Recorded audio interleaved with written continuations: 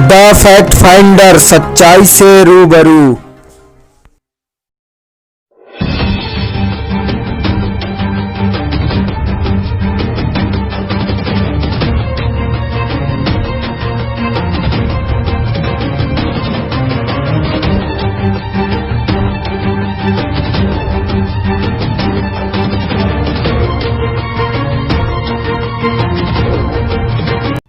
पाकिस्तान में छपने वाले उर्दू अखबारों में इस हफ्ते कोरोना के अलावा भारत के कश्मीर और यूएई इजराइल समझौते से जुड़ी खबरें सुर्खियों में थीं।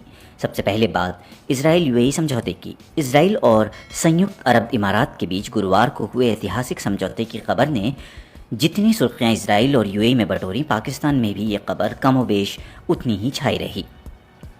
इजराइल और यूएई के समझौते के मुताबिक इजराइल वेस्ट बैंक के बड़े हिस्सों को मिलाने की अपनी योजना फ़िलहाल स्थगित कर देगा और दोनों देशों के बीच राजनयिक रिश्ते शुरू हो जाएंगे। अखबार जंग ने सुर्खी लगाई है कि मुस्लिम दुनिया विभाजित, तुर्की और ईरान की तीव्र, पाकिस्तान की सदी हुई प्रतिक्रिया, नजरें सऊदी अरब पर। अखबार लिखता है कि इजराइल और यूएई के बीच हुए समझौते ने पूरी इस्लामी दुनिया को आपस में बांट दिया है। तुर्की और ईरान ने इस समझौते के कारण यूएई पर फिलिस्तीनी हितों के साथ गद्दारी करने का आरोप लगाया है। अखबार के मुताबिक तुर्की ने कहा है कि इतिहास और इलाके के लोगों का ज़मीर यूएई के इस रवैये को कभी नहीं भूलेंगे। अखबार का दावा है कि तुर्की के राष्ट्रपति रेजेप तैयब एर्दोआन ने यूएई से राजनयिक संबंध खत्म करने का संकेत दिया है। एर्दोआन ने इस्तांबुल में पत्रकारों से बात करते हुए कहा था कि तुर्की अपने राजदूत को यूएई से वापस बुला सकता है। उधर ईरान के राष्ट्रपति हसन रूहानी ने कहा है कि फ़िलिस्तीनी जनता की मर्जी के बगैर किया गया कोई भी फैसला स्वीकार नहीं होगा। रूहानी ने कहा कि यूएई ने इस कदम से फ़िलिस्तीनी अवाम की भावनाओं को ठेस पहुंचाया है। रूहानी ने कहा कि यूएई के शासक समझते हैं कि अमेरिका और इजराइल से संबंध बढ़ाकर उनकी सुरक्षा और आर्थिक स्थिति में बेहतरी आएगी, तो यूएई के शासकों का समझना बिल्कुल गलत है। अखबार दुनिया के अनुसार ईरानी विदेश मंत्रालय ने कहा कि ये समझौता एक खंजर है और जिसे यूएई ने फ़िलिस्तीनी जनता और मुसलमानों की कमर में घोंप दिया है।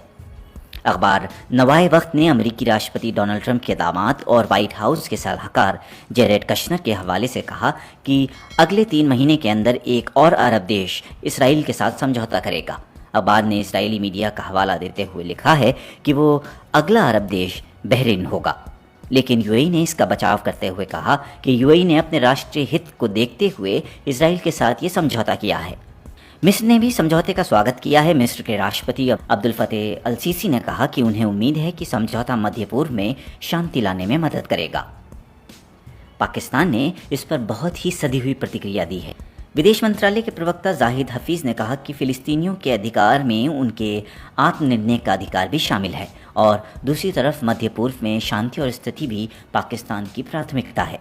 ओमान और बहरीन ने भी समझौते का स्वागत किया है, लेकिन सबकी निगाहें सऊदी अरब पर टिकी हुई हैं। अखबार के मुताबिक सऊदी अरब के लिए कोई भी फैसला लेना बहुत मुश्किल होगा और विशेषज्ञों का कहना है कि सऊदी अरब बहुत ही संभल कर विचार विमर्श करने के बाद कोई फैसला करेगा। लेकिन पाकिस्तान के एक बड़े धार्मिक और राजनीतिक संगठन जमीयत उलमाए इस्लाम ने कहा है कि यूएई का इसराइल के साथ समझौते का फैसला इस्लामी अवाम का फैसला नहीं है।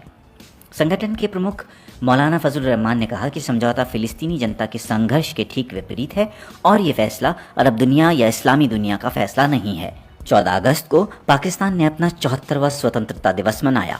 अखबार दुनिया के अनुसार इस मौके पर पाकिस्तान के प्रधानमंत्री इमरान खान ने कहा कि वो अब पाकिस्तान के संस्थापक कायदे आज़म मोहम्मद अली जिन्ना और शायर अल्लामा इकबाल के सपनों के पाकिस्तान की ओर चल पड़े हैं, जहां कानून का राज होगा और सबको बराबर का अधिकार होगा। इमरान खान ने भारत प्रशासित कश्मीर के बारे में कहा कि पूरा पाकिस्तान उनके साथ खड़ा है और वो राजनयिक, राजनीतिक और नैतिक समर्थन जारी रखेगा।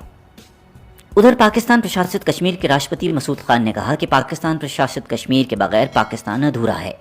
अखबार नवाए वक्त के मुताबिक पाकिस्तान के स्वतंत्रता दिवस पर बोलते हुए राष्ट्रपति मसूद खान ने कहा कि पाकिस्तान के नए नक्शे ने 1947 वाली कश्मीरी रियासत की अक्कासी की है और उस नक्शे के एक हिस्से पर, जो कि हमारे जिस्म का हिस्सा है, उस पर दहशतगर्दी हो रही है। भारत जुल्म ढा रहा है, अब हमें कड़ा रवैया इख्तियार करना होगा। पाकिस्तान के एक मंत्री ने कश्मीर के मुद्दे पर अपने ही विदेश मंत्रालय की जमकर आलोचना की।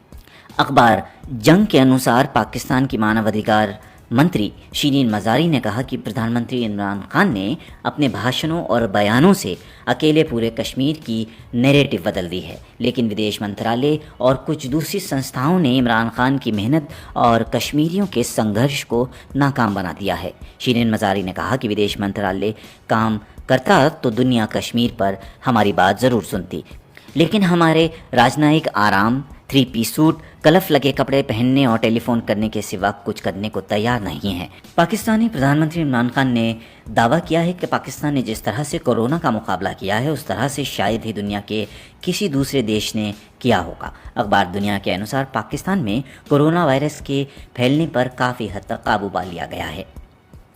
अखबार के अनुसार पाकिस्तान में अब तक कोरोना संक्रमितों की संख्या 2,88,047 हो गई है, जिसमें से 2,65,624 लोग पूरी तरह रिकवर हो चुके हैं। पाकिस्तान में अब तक 6,162 लोग कोरोना से मारे जा चुके हैं।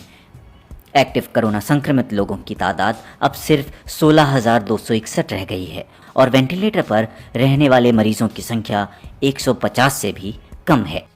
हमसे जुड़े रहने के लिए हमारे YouTube चैनल को सब्सक्राइब करें और नई वीडियो की नोटिफिकेशन के लिए बेल आइकन को दबाएं।